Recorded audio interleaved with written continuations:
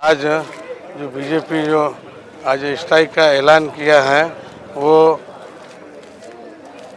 प्रियंक खरगे जी के घर में घेराव करेंगे बोलकर जो आज बीजेपी के लीडर जो बोल रहे हैं, हम उनका वेलकम करने के लिए यहाँ पर सभी कांग्रेस के लीडर्स और यूथ कांग्रेस के लीडर्स वो लोगों को यहाँ पर आने के बाद पानी, बिस्लरी और नारियल पानी और छाछ वगैरह सब यहाँ पर इंतज़ाम किए हैं, क्योंकि ये सीधा बीजेपी लीडर्स की गुंडागर्दी है यहाँ पर।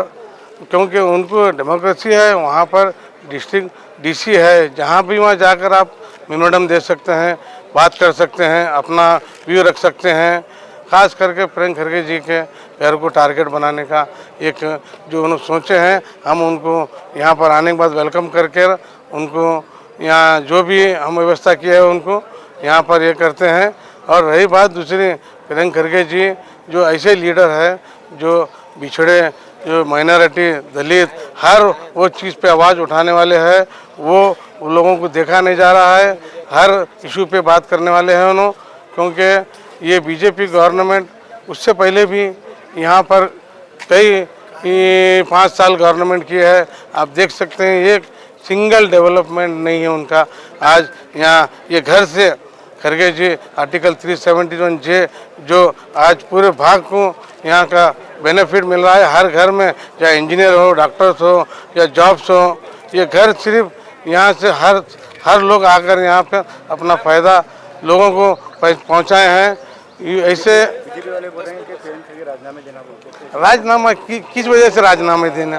राजीनामा देने का कोई यही तो होना ना, जबकि कोई उनका कोई उनसे संबंध ही नहीं है कोई चीज़ से, ना उन्होंने कोई अपने इससे कोई बोले हैं कि कोई अपना एक ये करे है, क्या भी नहीं है।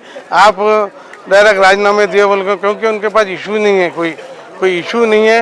इशू क्या है, दूसरे इशू को डाइवर्ट करने के लिए ये इशू को क्या है, प्रियंक खरगे जी का नाम लेने बोलकर, ऐसा उनका इसे से ऐसा कोई होने वाला नहीं है। प्रियंक खरगे जी पहले भी आवाज़ उठाते थे, आज भी आवाज़ उठाएंगे, कल भी आवाज़ उठाते रहेंगे।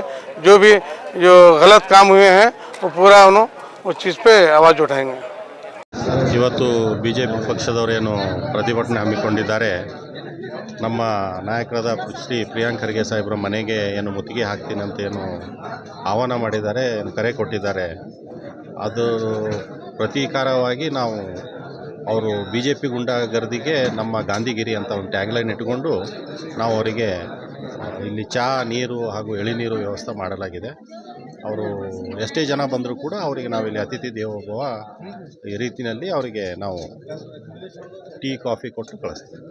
ಕಲಬುರಗಿ ನಗರಕ್ಕೆ ಆಗಮಿಸಿರ್ತಕ್ಕಂಥ ಏನು ಚಲವಾದ ನಾರಾಯಣ ಸ್ವಾಮಿ ಆಗಿರ್ಬೋದು, ಯಡಿಯೂರಪ್ಪ, BY ವಿಜಯೇಂದ್ರ ಆಗಿರ್ಬೋದು, ಇವರೆಲ್ಲರೂ ಕೂಡ ಪ್ರಿಯಾಂಕ್ ಖರ್ಗೆ ಸಾಹೇಬ್ರ ಮನೆಗೆ ಮುತ್ತಿಗೆ ಹಾಕ್ತೀನಂತ ಏನು ಪ್ರತಿಭಟನೆಗೆ ಕರೆ ಕೊಟ್ಟಿದ್ದಾರೆ. ಅದರ ಇದು ನಿಮಿತ್ತವಾಗಿ ನಾವು ಇವತ್ತಿನ ದಿವಸ ಪ್ರಿಯಾಂಕ್ ಖರ್ಗೆ ಸಾಹೇಬ್ರ ಮನೆಗೆ ಯಾರು ಬರ್ತಾರೆ ಅವರಿಗೆ ಎಳನೀರು, ಚಾಯ್, ಕಾಫಿ ಮತ್ತು ಮಜ್ಜಿಗೆ ಕೊಡ್ತಕ್ಕಂಥ ವ್ಯವಸ್ಥೆಯನ್ನು ನಾವು ಮಾಡ್ತಾ ಇದ್ದೇವೆ.